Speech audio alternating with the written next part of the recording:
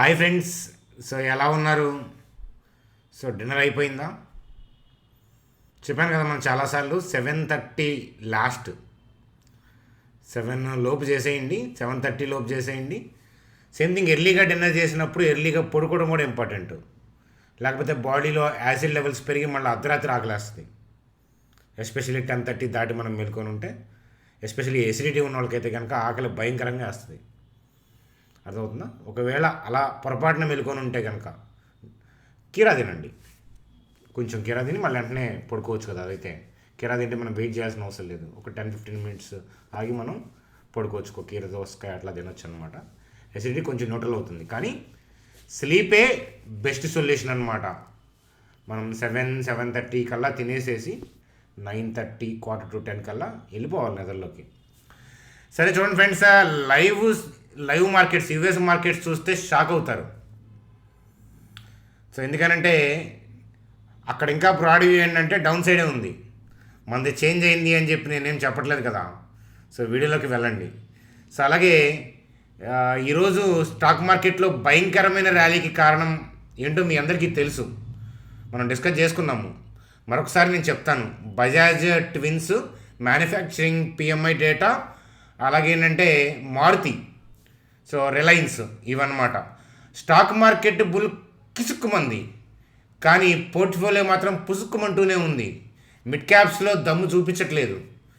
So మరి Nifty యొక్క thing ఏంటి, అసలు బ్రాడ్ వ్యూ అంటే ఏంటి అనేది కూడా ఈ వీడియోలో డిస్కస్ చేద్దాం. సో యాజ్ యూజువల్గా బజాజ్ హౌసింగ్ ఫైనాన్స్ గురించి చెప్తానన్నాను. సో హౌసింగ్ ఫైనాన్స్ గురించి కూడా చూద్దాం. సో బజాజ్ ఫినాన్స్ గురించి కూడా లెవెల్స్ డిస్కస్ చేద్దాం. లారస్ ల్యాబ్స్ 100% పెరిగింది. సో అదేంటో చూద్దాం. సో రిలయన్స్, హుందాయ్, విప్రో, వీటికి సంబంధించిన అప్డేట్స్తో నిఫ్టీ, బ్యాంక్ నిఫ్టీ యొక్క కథాగమనంతో సింపుల్గానే వీడియోని ఎండ్ చేద్దాం. చూడండి ఫ్రెండ్స్, వీడియోలోకి వెళ్ళే ముందు సో మన ఛానల్ వీడియోని లైక్ చేయడం అనేది మన జన్మ హక్కు. కాబట్టి వీడియోని లైక్ చేసి కంటిన్యూ చేద్దాం. సో అలాగే కొత్తగా వాచ్ చేస్తున్న వాళ్ళకి నేను మన ఛానల్ని సబ్స్క్రైబ్ చేయమని నేను చెప్పను. సో ఒక 3 months కంప్లీట్గా వీడియోస్ చూడండి, దాని తర్వాత నచ్చితే సబ్స్క్రైబ్ చేయండి, లేకపోతే లేదు, మీ ఇష్టం. సో చూడండి ఫ్రెండ్స్, అట్లాగే ఏంటంటే సో ఒకసారి చూడండి. అసలు మామూలుగా మీరు గుర్తుంటే కనుక చూడండి, యుఎస్ మార్కెట్లో రక్తపాతం, యుఎస్ మార్కెట్లో రెడ్ పడుతున్నప్పుడు మనం 2 days బ్యాక్ డిస్కస్ చేసినప్పుడు మీకు లెవెల్ ఇచ్చాను. కానీ ఇండియన్ స్టాక్ మార్కెట్ షాక్ ఇస్తుంది అని, ఈ లెవెల్ నుంచి బౌన్స్ ఇస్తుంది, షార్ట్ కవరింగ్ ర్యాలీ అని చెప్పాను. ఏ లెవెల్ అది? 23,495, 23,224. సో మీరు ఆ వీడియోలో కొంచెం ఎవరికైనా వీడియో చూసే అలవాటు కొద్దిమందిగా ఉంటుంది కదా, అందరు తమ్నెయిల్సే కదా. సో వీడియో చూడని అలవాటు ఉన్న వాళ్ళు కూడా ఈ వీడియో లోపలికి వెళ్ళి ఒకసారి వెరిఫై చేయండి. సో 23,495. సో అట్లాగే ఏంటంటే చూడండి 23,495, రైట్. అలాగే 23,224 మనం అక్కడ మెన్షన్ చేసింది. యుఎస్ మార్కెట్లో రెడ్ అయినా కూడా మీకు చూడండి, రెడ్ క్యాండిల్ అప్పుడు మనం నైట్ వీడియో చేసాము. రెడ్ క్యాండిల్ అయిపోయిన తర్వాత నైట్ వీడియో చేసాము. చూడండి అక్కడ ఆల్రెడీ ఏంటంటే ఇది డౌన్ ట్రెండ్ నుంచి టర్న్ అయింది కాబట్టి ఇక్కడ ఎగ్జిస్టింగ్ బై ఆర్డర్స్, ఇన్స్టిట్యూషన్స్ ఉంటాయి. చూడండి, ఇంతలా డౌన్ ట్రెండ్ నడుస్తున్న మార్కెట్ని బలంగా ర్యాలీ చేశారు అని అంటే ఇక్కడ కొన్ని లక్షల ఆర్డర్లు ప్లేస్ చేస్తే తప్ప మార్కెట్ ఇంతలా ర్యాలీ అవ్వదు. కాబట్టి ఆ పెండింగ్ ఆర్డర్స్ ఏంటంటే ఈసారి మరలా మార్కెట్ వచ్చినప్పుడు ర్యాలీ అవుతాయి అని చెప్పి మనం డిస్కస్ చేసాము. సో ఇప్పుడు వచ్చేది ఏంటంటే ఆ వచ్చిన థింగ్ ఏంటంటే షార్ట్ కవరింగ్ ర్యాలీ. సో అలాగేంటంటే సో ఇక్కడ నడుస్తుంది కూడా షార్ట్ కవరింగ్ ర్యాలీయే. సో అయితే ఏంటంటే ఇంతలా ర్యాలీ రావడానికి కారణం అయితే కనుక షార్ట్ కవరింగ్ ర్యాలీ ఇంతలా వచ్చేది కాదు. కాకపోతే ఏంటంటే బజాజ్ ఫినాన్స్కి సంబంధించిన రేటింగ్ అప్డేట్స్, మారుతికి సంబంధించిన రేటింగ్ అప్డేటు చూడండి ఫ్రెండ్స్. మీకు సో డే బిఫోర్ ఎస్టర్డే చెప్పినప్పుడు మీరు ట్రేడింగ్ పాయింట్ ఆఫ్ వ్యూలో వెళ్ళొద్దు, వెళ్తే కనుక both sides stop loss hit అవుతాయి అని చెప్పాను. ఎందుకని మనం డిస్కస్ చేసుకున్నాం. ఎందుకని F&O ట్రేడింగ్కి వెళ్ళొద్దన్నాను? మామూలుగా F&O వద్దని నేను చెప్తాను, ఇలాంటి సమయాల్లో అసలు వద్దని చెప్పాను. ఎందుకని? రీజన్ ఏంటంటే చూడండి ఫ్రెండ్స్, నిఫ్టీ 50 స్టాక్స్లో కొన్ని స్టాక్స్ ఏమో పైకి వెళ్ళాలని చూస్తున్నాయి, కొన్ని ఏమో కిందకి వెళ్తున్నాయి. మీరు మెసేజ్ క్లియర్గా నేను టెలిగ్రామ్ గ్రూప్లో చదివే అలవాటు ఉంటే కనుక సో నేనేం చెప్పానంటే అపోజింగ్, నిఫ్టీ 50 స్టాక్స్ అపోజింగ్ చేస్తున్నాయి కాబట్టి ఒకటి అటు ఒకటి ఇడి అవుతున్నప్పుడు ఏంటంటే మీకు వోల్టాలిటీ వల్ల ఏంటంటే మీ స్టాప్ లాస్ ఫస్ట్ హిట్ అవుతుంది, దాని తర్వాత టార్గెట్ హిట్ అవుతాయి. మీరు సెల్కి వెళ్ళినా బైక్ వెళ్ళినా నష్టం చేకూర్చే మార్కెట్ ఇది అని మీకు కొద్ది వారాలుగా చెప్తూనే ఉన్నాను. అర్థమవుతుందా? మీ మాట విన్నాము డౌన్ అనే పాయింట్ ఆఫ్ వ్యూలో అని అంటుంటారనమాట. సో చూడండి ఫ్రెండ్స్, నా మాట వినటం అంటే ఏంటి? F&O చేయకపోవటం. చూడండి ఫ్రెండ్స్, నాకు వ్యక్తిగతంగా ఏంటంటే అంటే మీకు చెప్పుకోవాల్సినంత అవసరం లేదు. నాకేంటంటే ఆ బ్రోకింగ్ కంపెనీల దగ్గర మంచి పేరు ఉంది. ఎందుకనంటే మన అండర్లో ఎవరైతే ఉన్నారో డిమాట్ లింక్స్ ఇచ్చున్నా కదా, మన అండర్లో ఎవరైతే ఉన్నారో వాళ్ళకి మనం ఇచ్చిన ఎడ్యుకేషనల్ గైడెన్స్, వెబినార్లు, మనీ మేనేజ్మెంట్ ఇవన్నీ వినటం ద్వారా, అలాగే ఏంటంటే ఈక్విటీ మార్కెట్ గురించి చెప్పడం, ఆప్షన్ మార్కెట్స్ వాటి గురించి జరిగే నష్టాలు, సో ఎంతమంది ఎలా ఇబ్బందులు పడతారు, సో ఎంతమంది సూసైడ్ చేసుకుంటున్నారు, సో అలాంటివన్నీ నేను ఎక్స్ప్లెయిన్ చేసి వాళ్ళని ఈక్విటీ ఇన్వెస్టర్స్ పాయింట్ ఆఫ్ వ్యూలో ఫోకస్ చేయించే విధంగా నేను నా వంతు ప్రయత్నం అనేది కొనసాగిస్తూ ఉండటం వల్లే చూడండి, నేను బ్రోకింగ్ కంపెనీ పేరు చెప్పను, దాంట్లో ఏంటంటే మన త్రూ అవుట్ ఇండియాలో వన్ ఆఫ్ ది ఫేమస్, మనం ఏంటంటే most active clients, decent clients ఉన్నారు. అర్థమవుతుందా? సో అది డైరెక్ట్గా హెడ్లు, చైర్మన్లు కూడా ఏంటంటే నీకున్న తక్కువ మంది బేస్ అయినా కూడా ఏంటంటే వాళ్ళు యాక్టివ్గా ఉంటాం, డీసెంట్గా ఉంటాం, ఇన్ని సంవత్సరాలు వాళ్ళు కంటిన్యూ చేస్తున్నారంటేనే మీ గైడెన్స్ అర్థమవుతుంది, ఎడ్యుకేషనల్ గైడెన్స్ అని చెప్పి మెచ్చుకున్న సందర్భాలు ఉన్నాయి. అర్థమవుతుందా? ఇప్పటికీ మెచ్చుకుంటారు. ఎక్కువ అకౌంట్లు ఉండటం కాదు, ఇక్కడ ఏంటంటే మనకు ఉన్న కొద్ది మంది ఆ డీసెన్సీ అనమాట ఇంపార్టెంట్. చూడండి సార్, ఎప్పటి నుంచి స్టాక్ మార్కెట్లో రావటం, 6 నెలలకు దులుపుకోవటం, ఎవ్రీ మంత్ ఈఎంఐ పే చేయడం అందరూ చేస్తారు. బై సెల్ ఎవడేం చేస్తాడు, కానీ హోల్డ్ చేసే దమ్ ఎవరికి ఉందనేది వాడే నిలబడతాడు. ఆప్షన్ ట్రేడింగ్ ఎవడైనా చేస్తాడు, ఇంట్రాడే ఎవడైనా చేస్తాడు. ఎవడైతే ఈక్విటీ మార్కెట్లో ఉంటాడో వాడు 95% ఆఫ్ ది స్టాక్ మార్కెట్లో గుంపులో ఉండడు, 5% ఆఫ్ ది స్టాక్ మార్కెట్లో ఉంటాడనమాట. అది నేను చెప్పిన మాట వింటామంటే. సో అట్లాగే ఫ్రెండ్స్ చూడండి, broad view of the stock market down అన్నారు కదా, అంటే బ్రాడ్ వ్యూ అంటే ఏంటి అని అంటే ఈ రోజు కింద పడుతుంది, రేపు పొద్దున కింద పడుతుందని కాదు. సో దాని మీనింగ్ కూడా తెలియక చాలామంది, ఎందుకంటే ఛానల్కి మీలో కొంతమంది కొత్తవి ఉంటారనమాట. నేను ఆల్మోస్ట్ ఎవ్రీ వీక్ ఒక్కసారైనా చెప్తుంటాను ఆ point. Broad view of the stock market ఏంటి అంటే ఓవరాల్గా మార్కెట్ కిందకు పోయే ఇంటెన్షన్ ఉందా, పైకి పోయే ఇంటెన్షన్ ఉందా? సో ఎట్ ప్రజెంట్ స్టిల్ ఏంటంటే ఓవరాల్గా మార్కెట్ ఏంటంటే కిందకు పోయే ఇంటెన్షనే ఉంది. రేపొద్దున పడుతుంది లేదు అది నేను ప్రెడిక్ట్ చేయను, అలా చేయలేము, అలా సాధ్యం కాదు. మీరు నిన్నటి వీడియోలో చూసినా కూడా చూడండి, అది ర్యాలీ రావచ్చు ఇక్కడ దాకా, ఈ లెవెల్ దాకా. సో ర్యాలీ రావచ్చు, అలాగే లేకపోతేనేమో లేదా ఇక్కడ నుంచే డౌన్ సైడ్కి వెళ్ళచ్చు, కానీ అది రన్నింగ్లో చూడాలి అని చెప్పాను. సో అలాగే మీరు క్లియర్గా మీరు లాస్ట్ 7 వీడియోస్లో మీరు చూసుంటే కనుక, మీరు లాస్ట్ 7 వీడియోస్లో చూసుంటే లెవెల్ ఏంటంటే నిఫ్టీ గురించి లెవెల్స్ అయ్యే డ్రా చేసి ఉంటాయి. ఆ పైనదే కింద బయింగ్ ఆర్డర్స్ ఉన్న ఏరియా, పైన సెల్లింగ్ ఆర్డర్స్ ఉన్న ఏరియా. సో ఆ సెల్లింగ్ ఉన్న ఆర్డర్స్ ఏరియాకి వెళ్ళినప్పుడు అప్పుడు మార్కెట్ ఉన్న కండిషన్ బట్టి కింద పడుతుందా లేదా అనేది చూసుకోవాలి. అలాగేనంటే సో ఈ బయింగ్ ఏరియాలోకి ఆర్డర్స్ ఉన్న ఏరియాలోకి వెళ్ళినప్పుడు అప్పుడున్న మార్కెట్ కండిషన్ బట్టి జంప్ అవుతుందా లేదా, బ్రాడ్ వ్యూ ఏంటి, దానికి అగైనెస్ట్గా వెళ్లకుండా చూసుకోవాలి. సో ఇవి కీ ఫ్యాక్టర్స్. ఈ మధ్యలో అంటారా, అది మనం ప్రెడిక్ట్ చేయలేం. గ్లోబల్ క్యూస్ కానీ, ఇండివిజువల్గా స్టాక్స్కు ఉన్న దమ్ము కానీ, ఇండివిజువల్గా నిఫ్టీ టాప్ 50 కంపెనీస్లో ఉన్న కొన్ని స్టాక్స్కి సంబంధించిన గుడ్ న్యూస్లు కానీ, బ్యాడ్ న్యూస్లు కానీ ఇంపాక్ట్ చేస్తుంటాయి అన్నమాట. అంతేగాని రేపొద్దున్ని ఎవరు ఊహించి చెప్పినా కూడా అది కరెక్ట్ అవ్వదు. మహా అయితే రేపు ఓపెనింగ్ చెప్పగలుగుతారు, ఇప్పుడున్న యూఎస్ మార్కెట్ని బేస్ చేసుకుని రేపు ఓపెనింగ్ చెప్పగలుగుతారు, కానీ ఓపెన్ అయిన తర్వాత ఎడిపోతుంది అనేది మనం జడ్జి చేయలేం కదా. అది చాలా ఇంపార్టెంట్. నేను టెలిగ్రామ్ గ్రూప్లో మీకు మెసేజ్ పెట్టినప్పుడు కూడా this is not clearly related to the F&O అని చెప్పాను. అర్థమవుతుందా? తలకాయ మీద మెడకాయ ఉన్నోడికి, అంటే మెడకాయ మీద తలకాయ ఉందా, తలకాయ మీద మెడకాయ ఉందా? సో ఉన్నోడు ఎవడైనా కానీ నేను చెప్పిన పాయింట్ క్లియర్గా చదువుతారు, వీడియో మొత్తం చూసే వాళ్ళకి ఉపయోగపడతాయి, లేకపోతే సంకనాగిపోతారు. అది మీ ఇష్టం అనమాట. ఏ ఛానల్ చూసినా కూడా ఏంటంటే మొత్తం చూసే అలవాటు నేర్చుకోండి. ఇప్పుడు మనం రీల్స్ చూసే ట్రెండ్లో ఉన్నాం, నేను కాదని అంటలేదు, కానీ చాలా చాలా ఇంపార్టెంట్ థింగ్ ఏంటంటే వీడియో మొత్తం చూడటం.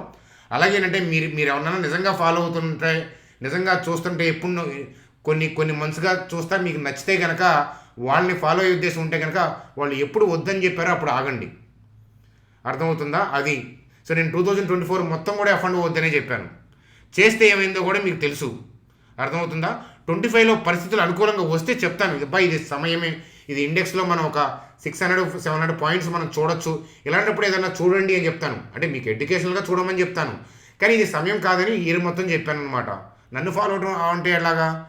నన్ను ఫాలో అవటం ఎలా అవుతుంది? నన్ను ఫాలో అవటం F&Oలోకి అడుగు పెడితే మీరు నన్ను ఫాలో అయిన వాళ్ళు కాదు.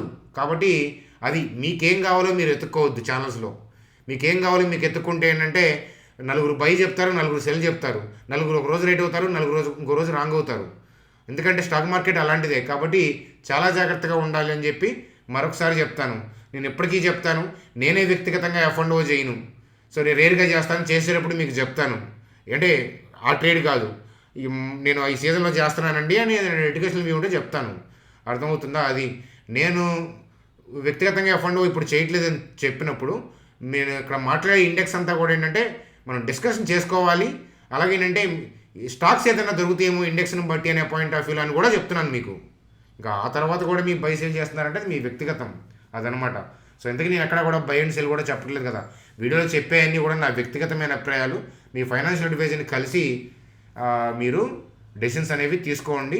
F&O రిలేటెడ్ మాత్రమే చూసేవాళ్ళు అయితే కనుక మన ఛానల్ అన్సబ్స్క్రైబ్ చేసి వెళ్ళిపోండి. అది మీకు బెస్ట్ రెమెడీ. చూడండి సార్, మనకి సో నాస్డాక్ యొక్క చార్ట్ చూస్తున్నాం లైవ్లో. చూడండి so up and down up and down up and down. అక్కడేమి సో నాకేమి అక్కడ కూడా ఏంటంటే పెద్ద మనకి పైకి వెళ్ళే మూమెంట్ ఏమో నాకు అనిపించలేదు. ఈ రోజు నుంచి నేను మాట్లాడలేదు, ఓవరాల్గా మార్కెట్ యొక్క ఇంటెన్షన్ అనమాట. సో ఎందుకంటే మీకు నాస్డాక్ కాదు, మీకు డౌ జోన్స్ చూస్తే కనుక కొద్దిగా క్లారిటీ వస్తుంది. ఎందుకంటే చూడండి, సో ఈ రీసెంట్గా గ్యాప్ అప్ ఉంది కదా, ఆ గ్యాప్ అప్లో ఉన్న బై ఆర్డర్స్ వల్ల షార్ట్ కవరింగ్ వచ్చింది. సో అట్లాగేంటంటే ఇది టర్నింగ్ కదా, ఈ టర్నింగ్ వల్ల ఏంటంటే ఈ టర్నింగ్లో టచ్ అయినప్పుడు మన ఇండియన్ స్టాక్ మార్కెట్లో టర్నింగ్ ఎలాగైతే మీకు చూపించానో చూడండి, ఇది ఆ టర్నింగ్ వల్ల వచ్చిన ర్యాలీస్ ఇవి. అర్థమవుతుందా?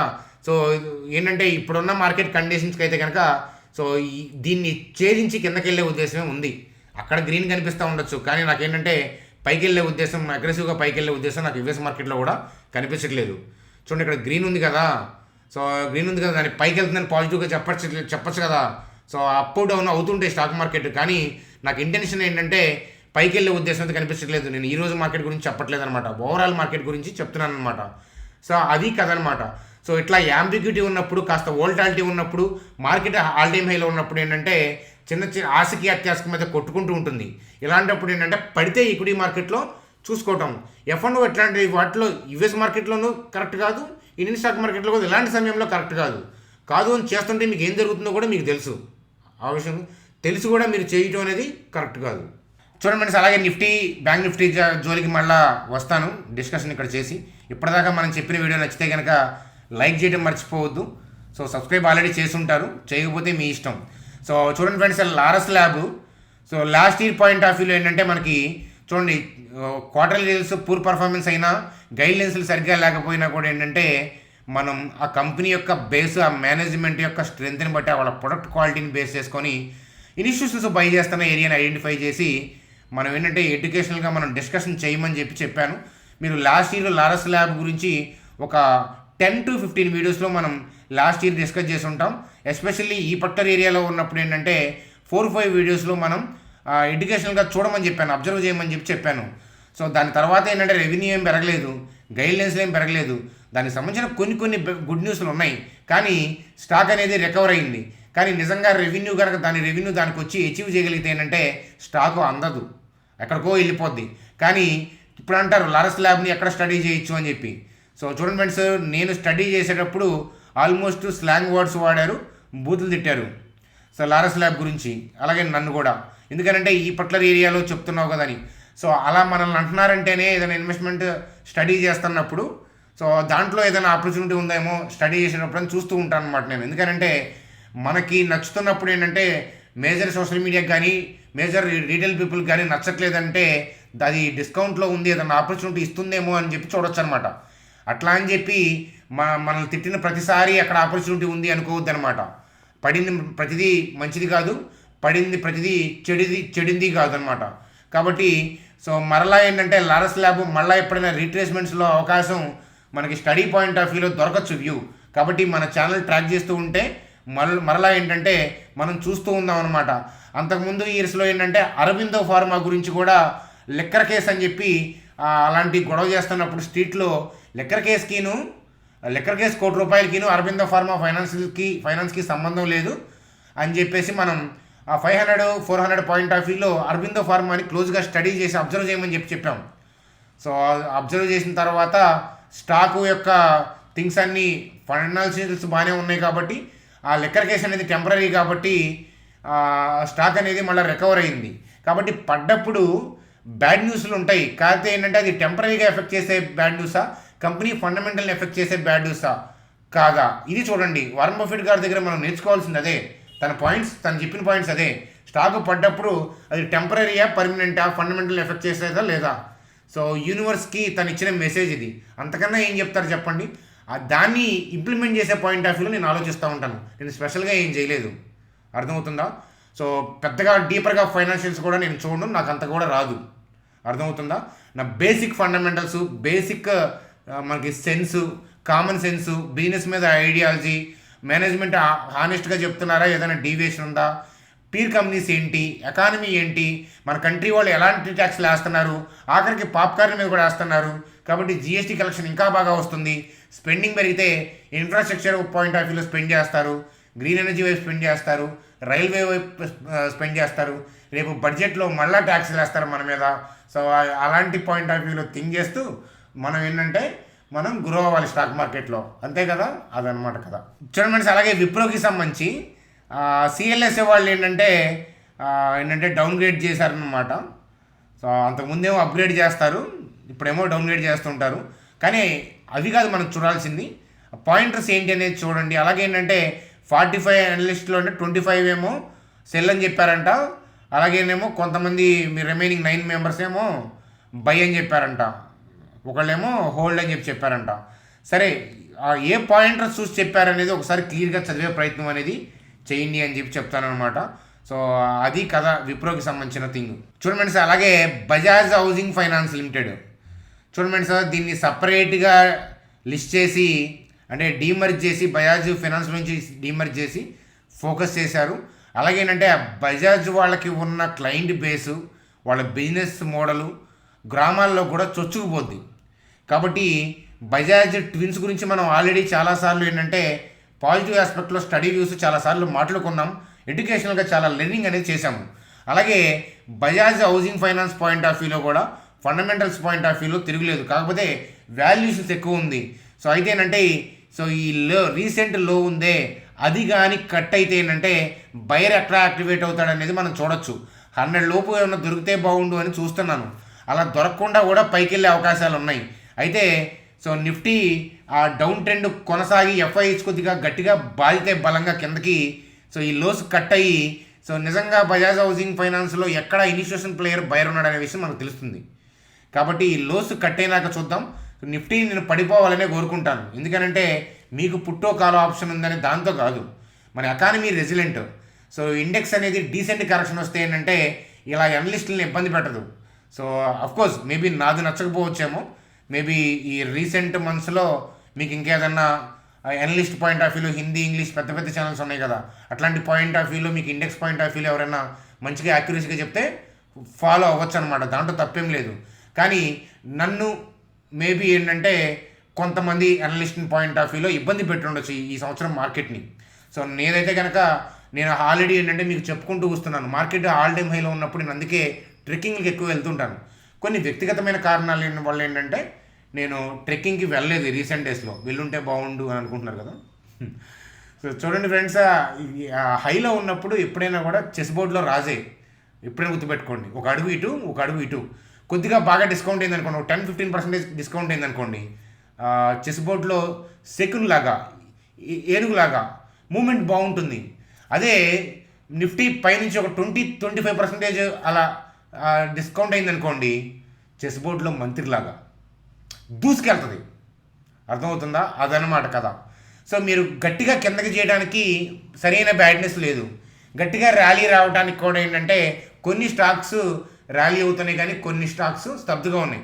ఈ పరిస్థితి నెక్స్ట్ క్వార్టర్లీ ఎర్నింగ్ రిజల్ట్స్ ఆ కంపెనీస్ అంటే మేజర్ కంపెనీస్ యొక్క ఎర్నింగ్స్ వచ్చేదాకా ఇంతే ఉంటుంది. ఆ ఎర్నింగ్స్లో కనుక ఫ్లా లేకుండా గైడ్లైన్స్లు బాగుంటే పైకి, లేకపోతే కిందకి, అది మీరు ఊహించవచ్చు. ఇవి క్రూషియల్ పాయింట్స్. అలాగే బడ్జెట్లో ఇచ్చే నిర్మలా మేడం గారు ఇచ్చే షాక్లు, సర్ప్రైజ్లు ఏదన్నా ఉంటే సర్ప్రైజ్లు, వాటిని బేస్ చేసుకొని మళ్ళీ బడ్జెట్ ముందు ప్రీ బడ్జెట్ ర్యాలీ రావచ్చు, లేదా బడ్జెట్ తర్వాత ఇంకేదైనా షాక్ ఇస్తే ఏంటంటే మళ్ళీ డమేల్ అనొచ్చు. కాబట్టి ఏంటంటే ఈ నెక్స్ట్ క్వార్టర్లీ ఎర్నింగ్స్ ఒకటి, బడ్జెట్ ఒకటి, అవి కీ ఈవెంట్స్. ఈ మధ్యలో ఏంటంటే పైకి కిందకే అవుతుంది. అర్థమవుతుందా? బ్రాడ్ వ్యూ అస్తమానం మార్చాల్సి వస్తుంది. ఇంతకీ బ్రాడ్ వ్యూ అంటే ఏంటంటే ఓవరాల్గా మార్కెట్ డైరెక్షన్ ఎడిపోతుంది అని చూడటాన్ని బ్రాడ్ వ్యూ అంటారు. అంతేగాని బ్రాడ్ వ్యూ అప్ అని పెడితే ఆ రోజు లేచిద్దని కాదు, లేదా నెక్స్ట్ రోజు లేచిద్దని కాదు. అర్థమవుతుందా? బ్రాడ్ వ్యూ డౌన్ అంటే ఆ రోజు పడిపోద్దని, నెక్స్ట్ రోజు పడిపోద్దని కాదు. ఓవరాల్గా ఏంటంటే అక్కడ ప్లేయర్స్ యొక్క ఇంటెన్షన్ ఏంటి, ఓవరాల్గా కిందగా పైకి అనేది ఇంపార్టెంట్. చూడమని నిజంగా సెల్ కొట్టుకునేవాడు గ్రీన్ క్యాండిల్లోనే ఎక్కువ సెల్ కొడతాడు. అదే మీకు మార్కెట్ పెరుగుతున్నప్పుడే ఇన్స్టిట్యూషన్స్కి సెల్ చేయడానికి కూడా అవకాశం ఉంటుంది. సో అట్లాంటి థింగ్స్ మీకు అబ్జర్వ్ చేయాలంటే దాని కథ అంతా వేరే. అంతేగాని గ్రీన్ క్యాండిల్ పెరిగితే అది పచ్చగా ఉన్నట్లు, రెడ్ క్యాండిల్ పడితే అది ఆరిపోయినట్లు కాదనమాట అది. సో గ్రీన్లోనే వాళ్ళు ఎక్కువగా షార్ట్స్ ఫిల్ చేయగలుగుతారు ఇన్స్టిట్యూషన్స్, రెడ్లోనే ఎక్కువ బై ఆర్డర్స్ ఫిల్ చేసుకోగలుగుతారు. సో ఆ విషయం తెలుసు కదా, అంతే కదా, ఒకళ్ళు అటువైపు ఉంటే ఒకళ్ళు ఇటు అనమాట. అది కూడా ఏంటంటే వాళ్ళ బజాజ్ ట్విన్స్ మారుతి కొన్న sales data, December sales data వల్ల ర్యాలీ అయినాయి అని చెప్పి చెప్పచ్చు అనమాట. కొన్ని స్టాక్స్ ఇంకా తచ్చాడుతూనే ఉన్నాయి. మిడ్ క్యాప్స్ పరిస్థితి ఎలా ఉందో మీరు చూస్తూనే ఉన్నారు. ఇక పోర్ట్ఫోలియో సంగతి మీకు తెలుసు కదా, ఇంతలా కిసుకమనిపిస్తే మార్కెట్ అది మాత్రం పుసుకమంటూనే ఉంది. సో కాబట్టి ఓవరాల్గా చాలా జాగ్రత్తగా ఉండాల్సిన సమయము.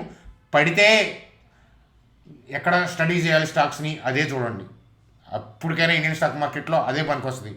10 ఏళ్ళైనా మీ నెక్స్ట్ తరమైన వాళ్ళైనా సరే చెప్పుకోవాల్సిన ఇలాగ అదే, పడితే ఎక్కడ క్వాలిటీ స్టాక్స్ని స్టడీ చేయాలి. ఇది తప్ప మీకు ఏ పాయింట్ ఆఫ్ వ్యూలో మీరు ఎన్ని కాల్స్ పుట్స్ తీసుకున్నా ఏం ఉపయోగం ఉండదు అని చెప్పి చెప్తాను. చూడండి, అలాగే హుందాయ్ మోటార్స్కి సంబంధించి వాళ్ళు ఏంటంటే హుందాయ్ క్రెటా ఎలక్ట్రిక్ అంట, దానికి సంబంధించి థింగ్స్ ఇక్కడ న్యూస్ అప్డేట్ వచ్చింది చూడండి. హుందాయ్ క్రెటా మీకు తెలుసు కదా. సో అలాగే ఆ ఎలక్ట్రిక్ సంబంధించి యాంటిసిపేషన్, అది హుందాయ్ మోటార్కి సంబంధించిన న్యూస్ అప్డేట్గా చెప్పండి. ఒకప్పుడు స్టాక్ మార్కెట్లో లిస్ట్ అయ్యలేదు మన స్టాక్ మార్కెట్లో, ఇప్పుడు లిస్ట్ అయి ఉంది కాబట్టి మనం ఫోకస్ చేయాల్సిన న్యూస్. చూడండి, అలాగే నిఫ్టీ బ్యాంక్ నిఫ్టీ గురించి ఫర్దర్గా చూసే ముందు, సో రిలయన్స్ గురించి మనం ఆల్రెడీ డిస్కస్ చేసుకుంటే ఉన్నాం స్టడీ పాయింట్ ఆఫ్ వ్యూలో అని. సో ఇవాళ ర్యాలీ రావడానికి అది కూడా తోడ్పడిందని చెప్పి చెప్పచ్చు. బజాజ్ ఫైనాన్స్కి సంబంధించిన లెవెల్స్ మనం రేపు డిస్కస్ చేద్దాం.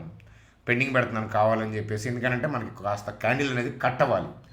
సో కాబట్టి కొద్దిగా డిప్ కావాలి మనకి, కాబట్టి తొందర ఏం లేదు బజాజ్ ఫైనాన్స్ గురించి. నిఫ్టీ బ్యాంక్ నిఫ్టీకి వెళ్దాం పదండి. చూడండి సార్, అలాగే బ్యాంక్ నిఫ్టీ పాయింట్ ఆఫ్ వ్యూలో నెక్స్ట్ సెల్ ఆర్డర్స్ ఉన్న ఏరియా ఏంటి అని అంటే 51,985, 52,241. ఆ ఏరియాకి వెళ్ళిన తర్వాత సెల్ ఆర్డర్స్ అక్కడ ఉన్నాయి, నేనేం సెల్ చేయమన్నట్లా. సో ఆ ఏరియాకి వెళ్ళినాక మార్కెట్లో ఉన్న కండిషన్ ఏంటి, మన మార్కెట్ అప్పుడు కిందకి పోవాలని చూస్తుందా లేదా అది చూసి అప్పుడు మనం అబ్జర్వ్ చేయాలి. అది ఇంపార్టెంట్ అని చెప్పి చెప్తాను.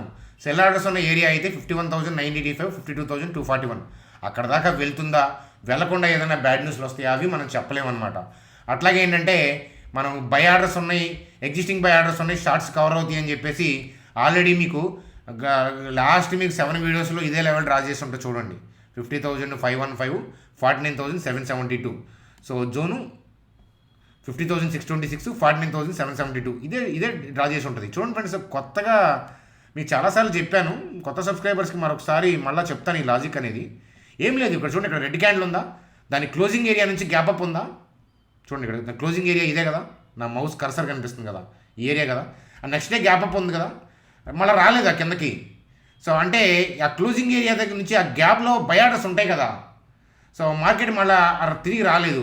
ఎప్పుడైతే తిరిగి వస్తుందో అక్కడ ఆల్రెడీ బై ఆర్డర్స్ ఉన్నాయి కదా, ఈ టచ్ అయ్యి బౌన్స్ వస్తున్నాయి. మీకు అదే బ్రాడ్ వ్యూ డౌన్ అన్నావుగా, బ్రాడ్ వ్యూ డౌన్ అన్నావుగా, బ్రాడ్ వ్యూ డౌన్ అన్నావుగా, అక్కడ ఎగ్జిస్టింగ్ బై ఆర్డర్స్ ఉన్నాయి, అది కూడా చెప్పాను మీకు, అర్థమవుతుంది. దానివల్ల ఎగ్జిస్టింగ్ బై ఆర్డర్స్ వల్ల వస్తున్నాయి. స్టిల్ బ్రాడ్ వ్యూ డౌనే అంటా నేను, రేపొద్దున పడిద్దని నేను చెప్పట్లేదు. వాళ్ళ ఇంటెన్షన్ కిందకే ఉంది, వాళ్ళ ఇంటెన్షన్ కిందకు ఉన్నప్పుడు ఎగ్జిస్టింగ్ బై ఆర్డర్స్ దగ్గర షార్ట్స్ కవర్ చేసుకోరా. చూడండి ఫ్రెండ్స్, ఇదంతా డౌన్ సైడ్ షార్ట్స్. సో ఇక్కడ బై ఆర్డర్స్ ఉన్నాయి కాబట్టి కవర్ చేశారు. మళ్ళీ ఎప్పుడు ఫ్రెష్గా సెల్ చేస్తారో నాకు తెలీదు. మార్కెట్ అయితే బాటమ్ అయితే అవ్వలేదు. సో అదైతే సుస్పష్టం, అర్థమవుతుందా. సో ర్యాలీ వచ్చింది కదా మార్చింది, నేనేం మార్చుకున్నాను, మీరే వ్యూస్ మార్చుకుంటూ ఉన్నారు, అర్థమవుతుందా. అది ఫ్రెండ్స్, కాబట్టి క్యాండిల్ అనేది కన్నతల్లి లాంటిది, F&O చేయొద్దని క్యాండిల్ చెప్తూ ఉంది. కాబట్టి వింటారా లేదనేది మీ ఇష్టం. మీ అభిప్రాయాలు ఇప్పుడు ఇక్కడ దాకా విన్నోళ్ళు ఎవరైనా ఉంటే కామెంట్ సెక్షన్లో కామెంట్ చేయండి. దాదాపుగా 20-25 మినిట్స్ వీడియో చేశాను. ఫస్ట్ 5 మినిట్స్లో కామెంట్స్ ఎవరైనా చేశారనుకోండి లేపేస్తాను, అదనమాట. Thank you friends, good day.